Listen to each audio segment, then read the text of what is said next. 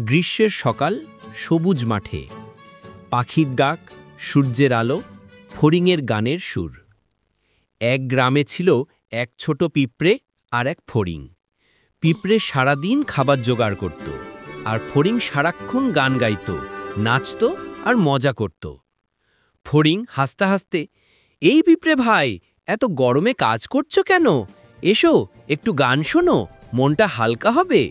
পিঁপড়ে হাসি মুখে, "না ফড়িংডা, এখন কাজের সময়, শীত এলে খাবার পাবো না, তাই আগে মজুত করছি।" ফড়িং, ওরে বাপ, শীত তো অনেক দূর, এখন তো রোদে মজা করার সময়।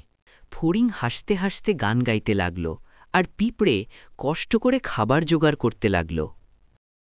গ্রীষ্ম পেরিয়ে শীত এলো, ঠান্ডা হাওয়ার শব্দ, পাতা ঝরছে।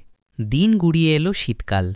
মাঠে আর ঘাস নেই, গাছের পাতা পড়ে গেছে, চারদিকে ঠান্ডা হাওয়া বইছে। ফড়িং কাঁপতে কাঁপতে, হায় হায়, কত ঠান্ডা, কোথায় পাবো খাবার?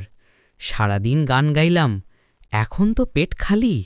অন্যদিকে পিঁপড়ে তার ছোট্ট ঘরে খাবার নিয়ে নিশ্চিন্তে আছে। ফড়িং দরজায় নক করে, ঠক ঠক ঠক। পিঁপড়ে, কি ওখানে? আমি